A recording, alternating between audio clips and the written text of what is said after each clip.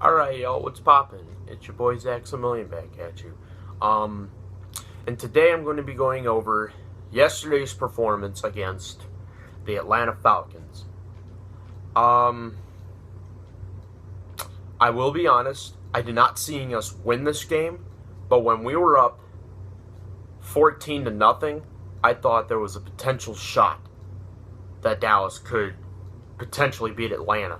We held Julio Jones to under 50 yards, I think, in the first half. We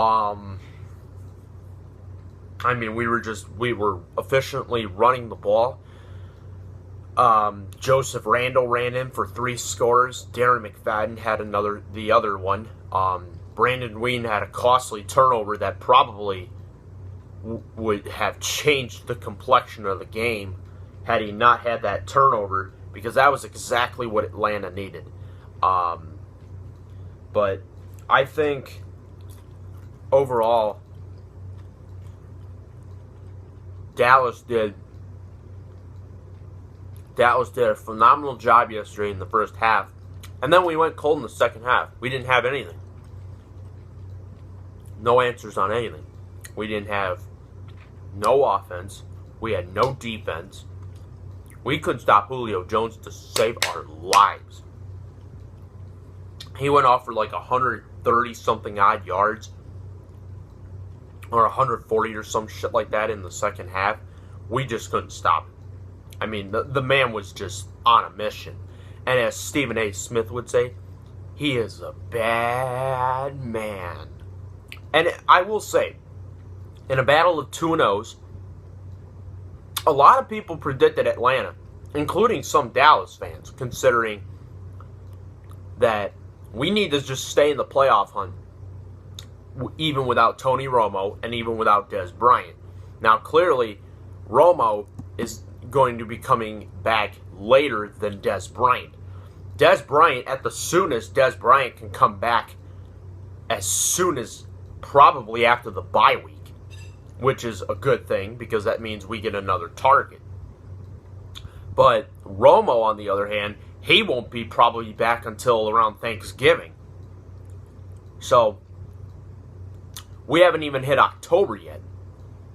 So that's going to be a long-ass time Romo's going to be out. But thank God Romo got hurt last week against the Eagles compared to getting hurt in like November or December, where if he was hurt then, he probably would have been done. He would have definitely been done for the season. But let me ask you this, Scott Linehan. Why the fuck is it, of all the receiving targets, you went to Lance Dunbar and Joe Randle more than Terrence Williams?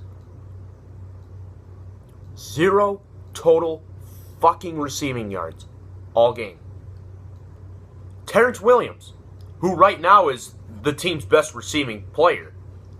He's the best wide receiver left on the team outside of Cole Beasley. Granted, Cole Beasley might even be better than Terrence Williams. Who's to know? But why did we not put Terrence Williams in the game plan?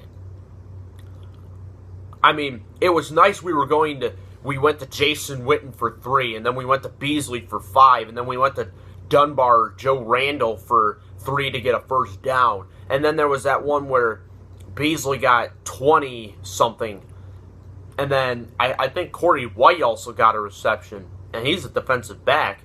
But Atlanta, it's simple. They outplayed us.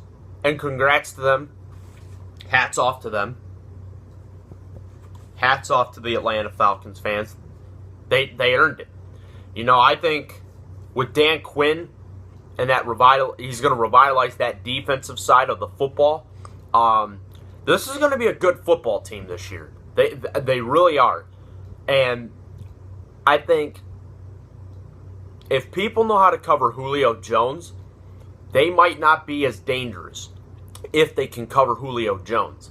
But see, so far, no team, considering the only teams Atlanta's played are teams from my division. They beat the Eagles at home on week 1. They beat the Giants in New York last week, and then they beat us this week. They stunned us yesterday. They scored 25 unanswered points after it was, I think, 28-14. When I think Randall went over the top. Yeah, when Joseph Randall went over the top of the final score for Dallas, that Atlanta made that remarkable comeback. But I will say this. I can't be really too disappointed of my team, considering how we didn't look great early. He really did. He looked phenomenal early on, but then the one turnover, and we've said it all year round. You turn the ball over, you're not going to win games. And in this case, the turnover costed us 7 points. Now, compare that to 4. Or giving up. If we had given up a field goal on that drive, I guarantee you, we still had a chance in that game. But why didn't we put Terrence Williams in the game plan was far beyond me. And let me ask you this. Devonta Freeman.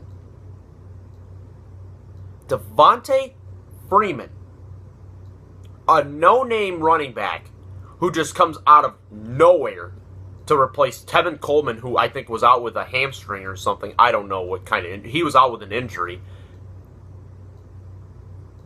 You let this motherfucker run for almost 150 yards. And 3 scores. That is disgraceful. And not to mention, every time they were in the red zone, they scored a touchdown. Our defense let us down in this game. I can't say it's not all Whedon's fault. It really isn't. It was the defense. We didn't get stops on third down. It seems like they converted third downs, every third down in the second half. That's how it felt. But they didn't kick. I don't think... Oh, no, I lied. I'm sorry. They kicked 1 field goal. I forgot they went for a 2-point conversion and they got it. That's right. Oh, boy. I will say this, though. I'm thanking the God Almighty that we are playing the New Orleans Saints next week. It's down in NOLA, but that's besides the point. Where I'm going at with this is New Orleans, for whatever reason, has lost their home field magic. For whatever reason, they just can't seem to win another home game. They have lost 6 straight home games dating back to last year when they lost after... I remember that was a game after they walloped the Green Bay Packers in New Orleans. New Orleans, since then, has lost to Carolina, Atlanta, Cincinnati, Baltimore. They beat Tampa Bay last year.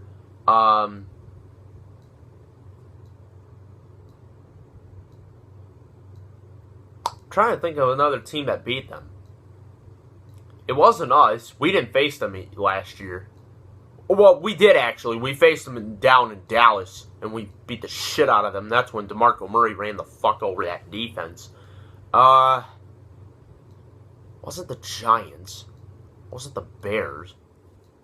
They beat the Vikings. Who did they play out of the AFC last year? Oh, they played the Bengals division. I already said that. They lost to Cincinnati and Baltimore. They lost to Atlanta and Carolina.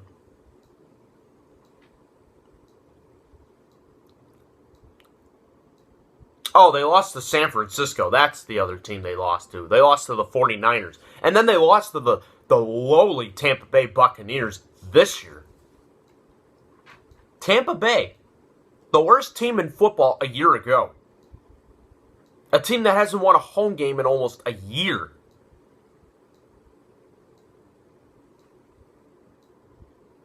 There's no reason why Dallas shouldn't win this game down in New Orleans.